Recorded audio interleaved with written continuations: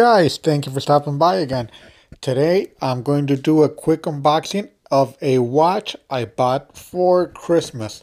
So this watch, I've been wanting one for a while for my wife and myself, and we went ahead and saw one on eBay and we pulled the trigger and it just arrived. So let's do an unboxing, and here it is. It is a Cartier Mousse de Cartier hand winding movement. Tricolor dial. Very authentic for Cartier. What I'm going to do on this video, I'm going to show you guys the process when I buy a watch. What I do to it, especially if it's for myself.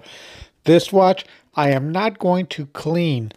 I am not going to buff. I'm going to put a new strap because this strap is actually filthy, and I am just going to use a jeweler's rag.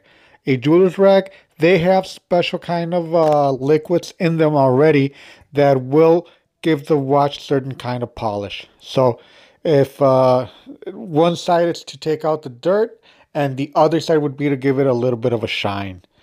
And these rags work wonders, guys. And you are polishing the watch actually a little bit. You know, you're taking a little bit away, but it's not as harsh as if you put it in the buffing machine. And since this watch is gold plated, that's all we need to do. So here it is, a nice clean Cartier. And like I said, we're taking away the black strap that it came with. And now we're going to look at the stamps. When these watches are hand wound movements, the odor of the stamps are different from them when they're quartz. I'll leave you a picture of a quartz Cartier and this one that is hand wound. We have to see the rose, the swan, and the Cartier mark on the bottom near where it says Argent, as we're seeing right now. So now we flip it around and we're taking a look at the dial. The dial is in pretty good shape. So on one side, between the lugs, we have nothing. But on the second side, we're going to have two stamps on these old vintage Cartiers. So on one side, it says 20 microns. And on the other side, we're going to have the stamp for sterling silver. These are going to be on the, since these Cartiers are sterling silver with a 20 micron gold filled layer.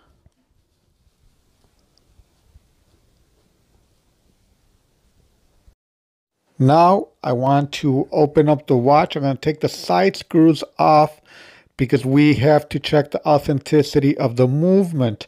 And we look at the Cabochon sapphire on the crown, and it's nice. So like I said, we're going to take the forward side screws off. That way we could get into the movement.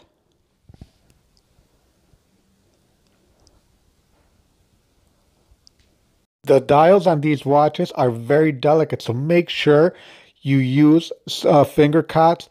That way you don't leave any fingerprints behind or any grease from your fingers on the. They are fingerprint magnets. Especially since they're gold, you will leave your fingerprints on there. So here you can see how we have access to the watch. And now you're seeing the inside of the watch. Now the inside of the watch is going to have no stamps because all the stamps on these watches are on the outside. So now we're going to look at the dial on our blued hands. Everything looks correct. Cartier, it's got to be perfect. Cartier made no mistakes on these watches. So now we're going to look at the movement. I want to see my ETA underneath the balance and all my proper signatures, which it did have. And now we're just going to recase the watch and put it back together, put a brand new strap. On these watches, make sure there is no dust left behind.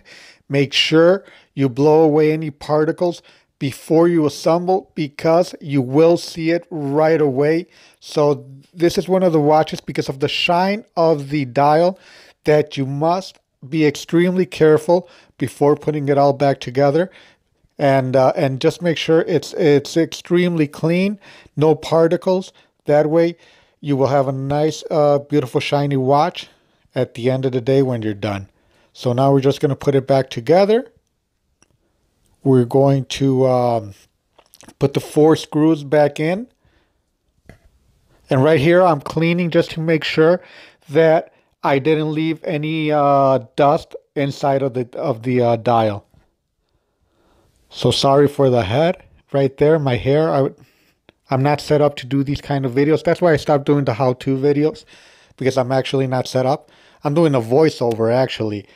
I recorded the video one day and I'm doing the voiceover the other day. So I'm trying to guess what I was doing on the video here, but as you can see right there, I'm placing the first screw in and I'm putting the screw in one side, and then I'm going to flip on the other side and going to put the second screw on the opposite corner. Once I put the screw on the opposite corner of the other side, that way I know all my other 2 screws are going to fall into place. If you screw the 2 sides first and then the other 2 sides, it might not align correctly and you're going to have a hard time putting it back together. So just go crisscross on the screws, one side and then the other side.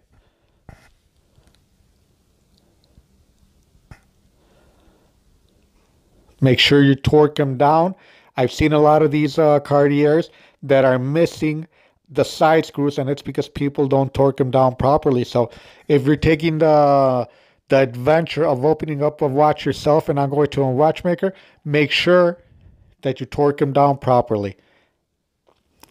I know a lot of guys like to use a little bit of Loctite on these just to make sure that these screws are not coming out. That's one of the things with these Mousse de Cartiers. The screws fall out. So now we're looking at our straps. I'm going to combine it with a brown strap. So I picked out this tan strap, pigskin vintage strap. I think I like the strap because it feathers down at the end. It tapers down at the end. So it's not just a solid strap from the lug all the way to the bottom.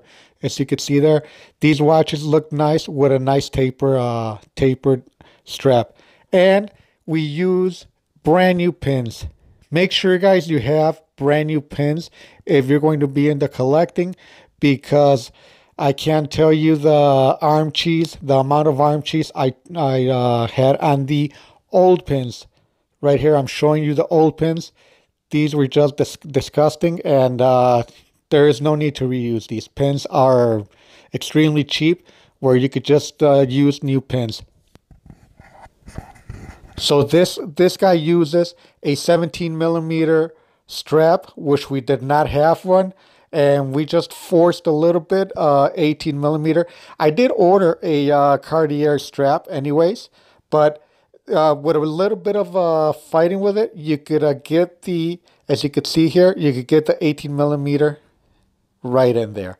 So, but it does crunch in a little bit at the end. I don't know if you could see there.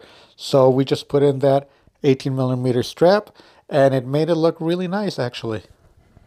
Another thing I had to do, guys, is time this watch, and these watches get timed outside of the case, but once it gets cased, it's not going to give you a correct time, but at plus 11, it's not bad.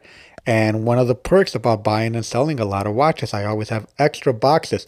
So in this case, I had an extra box for this watch, and I just paired it up right there. As you can see, we bought it with no box and papers, but I had the box, I had the outer box. So, and I even have the shopping bag box for Cartier. I have a bunch of those as well. So that's one thing. Even though it's for myself, now I have a Cartier with box, and it's nice just to have it like that, you know. So guys, there you go. A watch I bought at eBay. I didn't pay that much for the watch. It was actually a decent deal, and it's a hand. Guys, thank you so much for stopping by. I appreciate it. If you enjoyed this video, please give it a thumbs up. Subscribe if you haven't done so. Turn on the notifications, and I'll catch you guys in the next one. Thank you so much, guys. I appreciate it.